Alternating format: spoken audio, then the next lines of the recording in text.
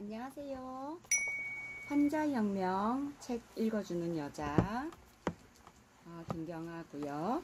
오늘은 제가 오늘 만난 분 중에 갑상선으로 문제가 있으신 60대 초반의 분이 계셨었기 때문에 갑상선에 대해서 제가 또 공부를 하고 같이 또 알아가 보는 시간을 가지도록 하겠습니다. 예전에는 갑상선이 어디에 붙어 있는 기관인지도 모르는 사람들이 많았죠. 현대에 와서는 갑상선 암을 비롯해서 갑상선 기능 저하증, 갑상선 기능 항진증, 많은 사람들이 갑상선과 관련된 질환들로 고생을 하고 있어요. 목 앞부분에 중앙에 여기 나비 모양으로 위치한 갑상선은 대표적이고 중요한 내분비 기관이거든요. 갑상선의 가장 중요한 역할 중에 하나가 인체의 대사 과정을 촉진해서 모든 기관의 기능을 적절하게 유지시켜주는 것이에요. 호르몬은 특정 신체 부위에 기능하는 것이 보통인데 갑상선 호르몬은 몸 전체에 작용해서 열을 발생시키고 체온을 일정하게 유지시켜주고 태아 및 신생아의 뇌와 뼈의 성장을 촉진시켜주는 역할도 하니까 굉장히 중요하잖아요. 갑상선 기능에 문제가 생기면 호르몬의 분비가 많아지거나 또는 부족해지기도 하는데요. 갑상선 호르몬 분비가 많아지면 갑상선 기능 항진증, 부족하면 갑상선 기능 저하증이라고 하거든요. 갑상선 기능 항진보다는 저하가 훨씬 많아가지고 환자 비율이 거의 10배 정도에 이른다고 하거든요. 초기 단계에는 대부분 잘 모르고 지나가고 당뇨 전 단계라든지 환자들이 본인의 병을 인지하지 못하는 것처럼 당뇨 환자들이 자기 병을 잘 인지를 못하듯이 나이 들어서 그냥 피곤하다고 생각하고 살이 찌고 붓는갑다 이렇게 생각하고 넘어가는 경우가 많대요. 특히 중년 여성들이 대체적으로 그렇다고 하거든요. 갑상선 기능 항진의 경우에 중년 이후에는 정현적인 증상과 다른 형태를 보이기 때문에 간혹 오진이 되는 경우도 있다고 해요. 중년 이후에 갑상선 기능 항진증 환자 대부분은 갑상선이 크지 않고 안구 돌출이나 결막 출혈이 없는 경우가 많고요. 갑작스러운 체중 감소와 함께 식욕이 부진하다든지 무기력하다든지 아니면 근력이 감퇴되는 등 자신의 병을 암으로 오인해서 죽을 병에 걸렸는갑다 하면서 지레 이렇게 겁을 먹는 경우도 많다고 해요. 병원에서는 갑상선 기능이 항진이면 내릴락하고 저하일 때는 기능을 올릴락 하는데 대중요법이기 때문에 대중요법이 뭐냐면요. 약국에서 증상만 치료한다는 거예요. 증상만 치료하기 때문에 땅콩 알레르기가 있으면 땅콩을 피하는 게 처방이고 당뇨병은 우선 혈당을 낮추는 데만 열심히 한다는 거죠. 그게 대중요법을 추구하는 의사들이 하고 있는 병원에서 하고 있는 치료인데 갑상선 질환도 마찬가지로 갑상선 호르몬의 정상적인 혈중 농도를 되찾는 데에만 치료의 목적을 두고 있다는 거거든요. 아무리 원인을 몰라도 치료법은 항상 있답니다. 그래서 갑상선 기능 저하증인 경우에는 갑상선 호르몬제 복용을 치료법으로 선택을 하는데요. 갑상선 기능 항진의 경우 갑상선제를 다량으로 투여하고 재발 확률은 50%로 오히려 높이는 편이래요. 그리고 수술을 통해서 갑상선을 제거하는 방법이 있는데요. 갑상선을 제거하면 갑상샘 호르몬이 아예 안 나오잖아요. 그러니까 갑상선 호르몬제를 평생 복용해야 되는 부작용이 있다고 하네요. 그렇다면 기능의학이 제시하는 영양학적인 원인과 치료는 뭐가 있을까요? 갑상선 기능 저하의 가장 큰 원인은요. 요드가 결핍이거나 셀레늄이 결핍되기 때문에 그런 거거든요. 피임약을 많이 사용했거나 아니면 갱년기 호르몬 대체요법이 원인이 되기도 해요. 그래서 갱년기라고 이거 호르몬제를 함부로 받아서 먹을 게 안 된 것 같아요. 에스트로겐이 갑상선 기능을 떨어뜨리기 때문에 대부분의 환경 호르몬이 에스트로겐과 비슷해요. 성호르몬 역할을 하는 거예요. 그 환경 호르몬들이. 그래서 이 피부를 뚫고 들어갈 수 있는 아주 치명적인 독이거든요.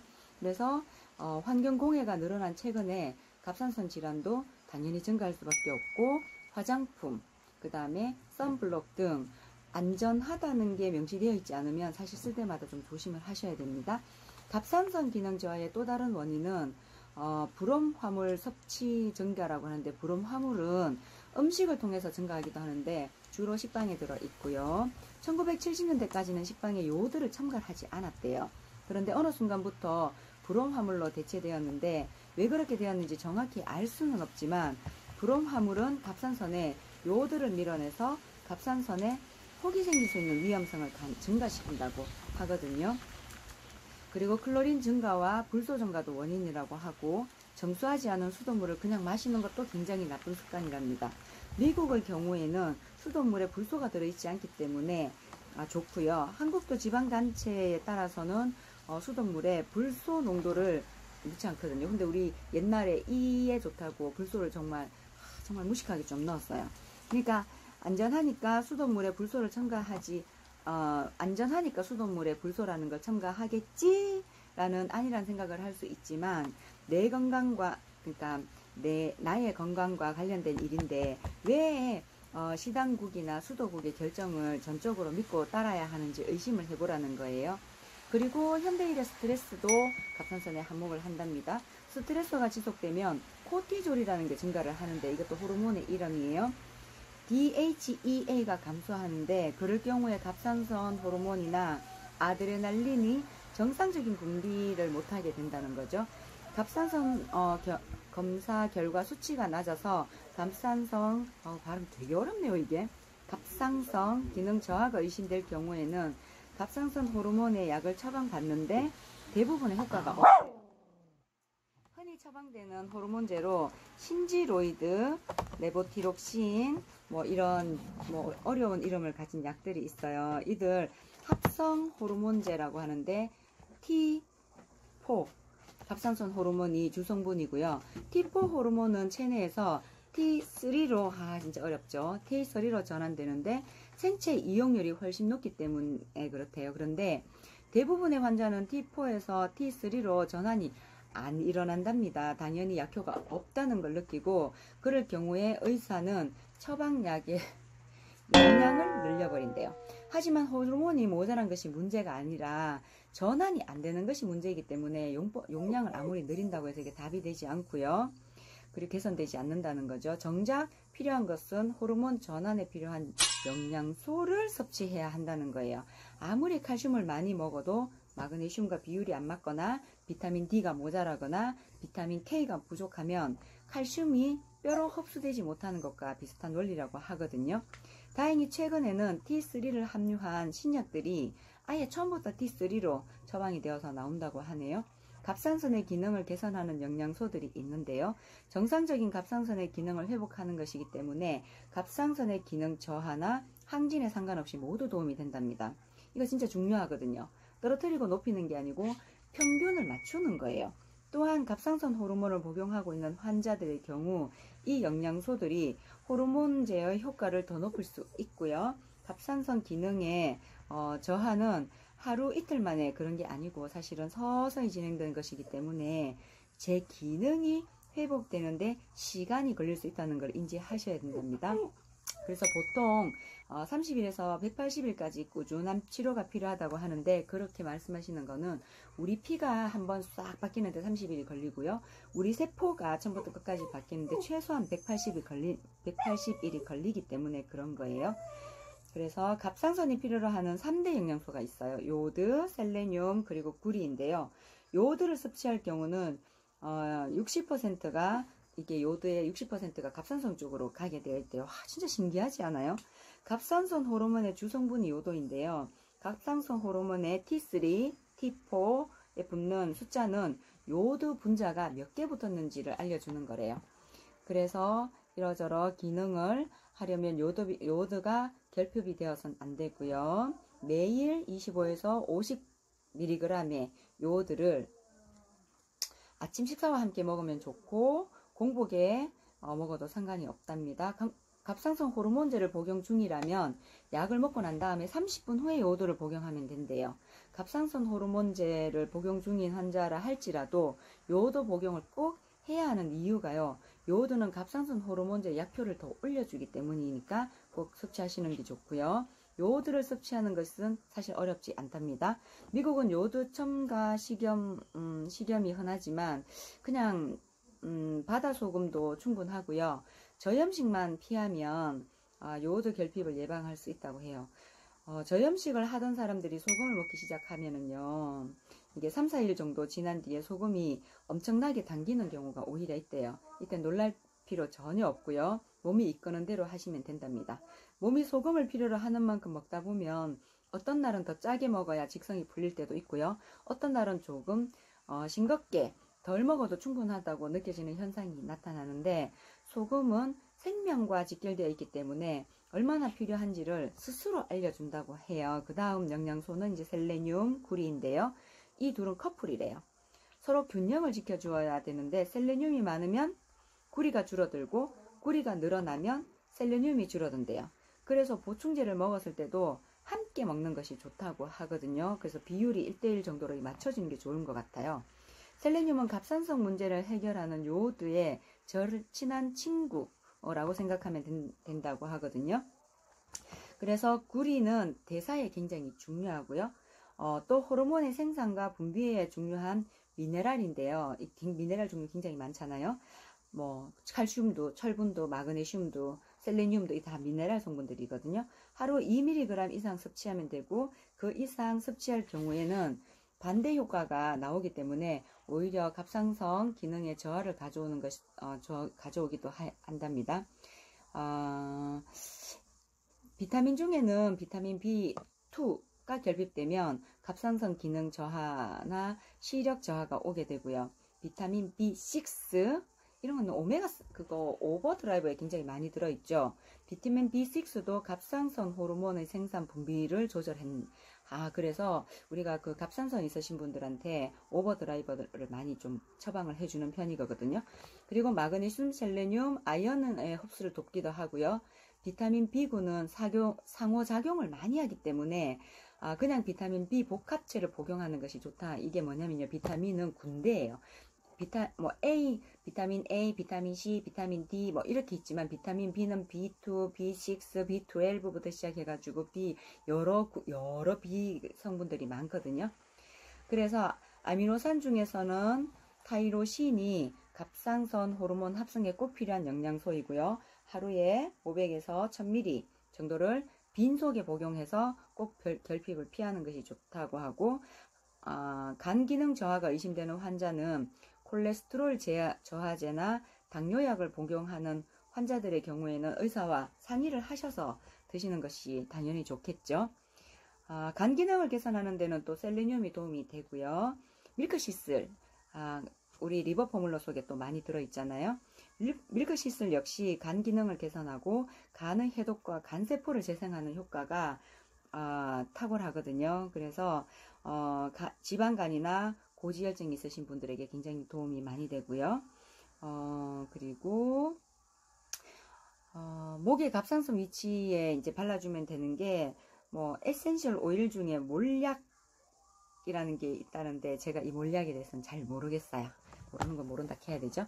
원래 몰약은 항균, 항생제 역할을 해서 상처 치료나 구강 건강 또는 항암 기능이 있는 것으로 알려져 있는데, 목에 바를 경우에는 갑상선까지 이렇게 들어가서 갑상선 기능을 올리거나 내리면서 몸의 필요에 따라 균형을 맞춰준다고도 하네요. 반대로 절대로 피해야 할 음식들, 이거 진짜 중요한 거예요. 피해야 할 음식 중에 탄산, 설탕 같은 경우는 이게 들어가게 되면 4시간 정도는 백혈구들을 꼼짝 못하게 만들어 두기 때문에 설탕은 피할 수 있으시면 피하는 게 좋아요. 백색공포에 밀가루, 그 다음에 백미, 빵은요 이게 많이 들어가잖아요. 첨가물들이. 떡, 이게 양이 적은 것 같아도요 진짜 많아요. 밥으로 따져보면. 그 다음 국수, 튀긴 음식, 과자, 지극히 상식적으로 생각해봐도 전부 다 나쁘죠. 가공식품은 다 끊으셔야 돼요. 그리고 트랜스 지방과 과도한 당분 섭취가 갑상선 기능의 저하를 일으키기 때문에 그렇거든요. 특히 커피에 설탕을 타서 마시면 진짜 최악이래요. 저 밀크 커피 너무 좋아하는데. 카페인이 갑상선 호르몬 레벨을 컨트롤하지 못하게 만들어서 치료에 엄청난 방해가 된다고 하거든요. 카페인 중에서도요, 안전한 것들이 있고, 또 좀 안전하지 못한 것들이 있기 때문에 이런 건 잘 선별하셔서 드시는 것이 좋을 것 같아요. 무조건 나쁜 건 아닌 것 같거든요. 그리고 농산물 중에서도요, 방부제, 제초제, 살충제, 심지어는 요즘은 과일에서도 플라스틱, 미세 플라스틱 조각들이 엄청나게 또 발견이 되고 있잖아요. 그래서 이것들이 들어가면 에스트로겐 활동을 증가시켜요. 환경 호르몬이니까 성호르몬의 역할을 하잖아요. 그리고 글루텐도 피하셔야 돼요. 글루텐 빵 속에 많이 들어있죠. 글루텐이 장에 영향을 미쳐서 갑상선 호르몬의 호르몬제의 흡수를 방해할 수 있어요. 글루텐 성분이 위벽을 싸는데 마치 껌처럼 이렇게 딱 들러붙어서 흡수를 방해하기 때문에 그렇거든요. 알코올은 갑상선 기능을 떨어뜨린답니다. 항진증이니까 먹어야겠다. 이거 안 됩니다. 알코올 자체가 갑상선의 독성으로 작용이 되기 때문에 장기를 망가뜨리기 때문에 그래요. 그래서 음주가 간에 해롭다는 것 정도는 누구나 아는 상식인 것처럼 갑상선에도 마찬가지로 해가 된다는 걸 이해하셔야 되고요. 갑상선 기능에 문제가 있는 환자는 자세를 점검해 볼 필요가 있어요. 필요하면 엑스레이를 좀 찍어 보라고 하네요. 일자목이거나 거북목이거나 이런 경우도 목에 당연히 신경을 누르거나 하기 때문에 방해가 돼서 갑상선이 굉장히 나쁘답니다.